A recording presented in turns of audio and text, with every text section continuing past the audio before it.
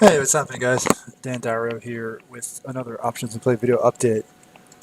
There are so many things going on in the market right now, I mean, probably the story most at the tip of everybody's tongues, and one of the names maybe everybody's focused on right now has been GameStop, we actually, you know, it's I hate to say it, but this is one of the ones that got away. It was something that I was focused on.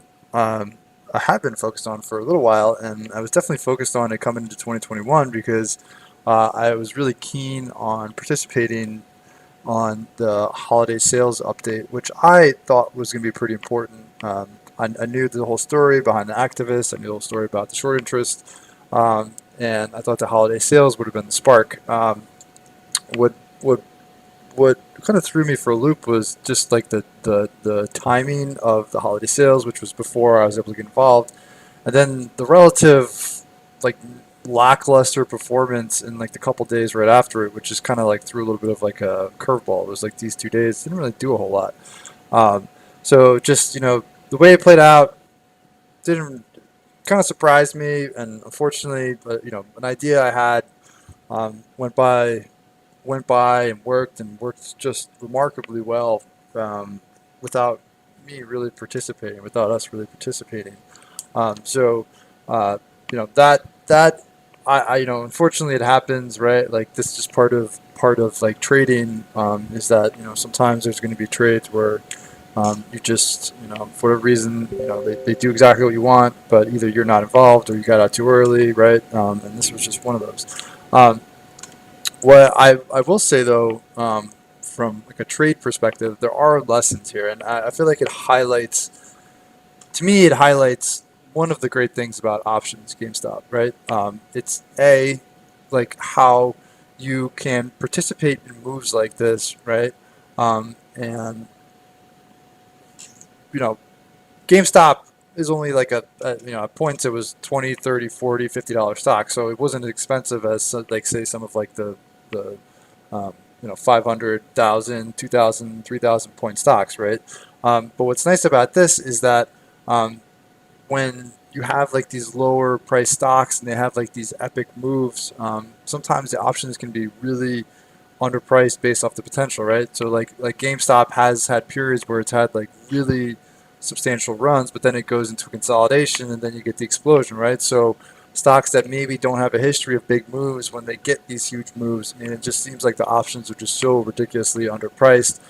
So that's why sometimes people spend all of like their energy focusing just on the beta names, like the high beta names, like the ones that everybody's like kind of trades, like all of like the household tech names. But there are a lot of opportunities in names outside of that, and sometimes the option pricing can be even like a wider disparity because like they don't get as much attention, right? And they're not typically movers, but when they hit these periods where these stocks have some like massive developing story, right, you can really get a lot of like pricing inefficiencies.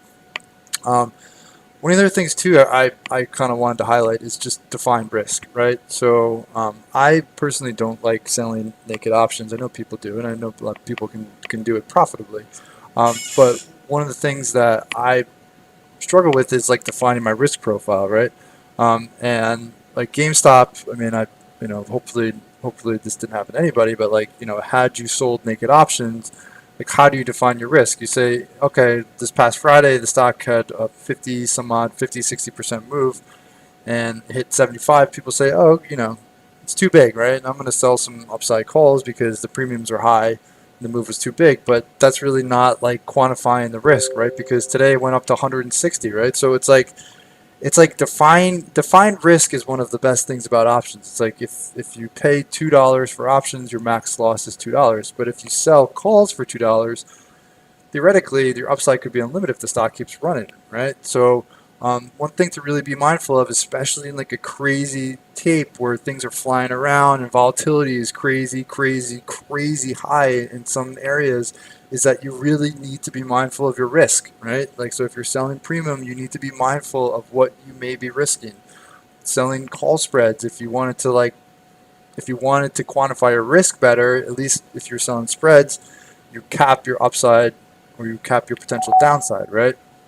Um, I again, I like debit strategies where I can, say like again, buy options for $2. My max loss potential is $2, right? But if you are selling premium, I think you just really need to be mindful of like the setups. You need to be mindful of like any possible news, and also just mindful of the actual like risk you are taking on when you're doing that. And just these are things that you really need to like quantify before you get into like the trade, right? You need to have some sort of exit strategy. You need some way to approach it. And if things do go poorly or they do go against you, you need to have some way to get out of it, right? You need to have some sort of risk management or like trade management plan, so it doesn't get out of control. All right.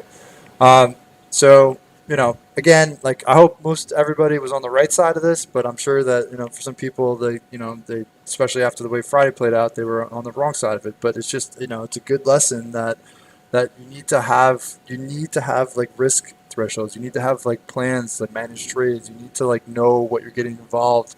And especially when it comes to options, because the leverage is so high, like if things go against you, you really need to figure out what the exit strategy is going to be.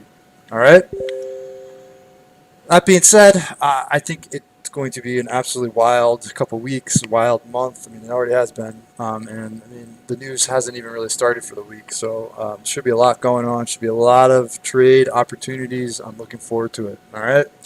So if you like this video and you're looking for more information on trading, swing trading with options or trading earnings with options, please follow up with the link in the description of the video for more information on options and play.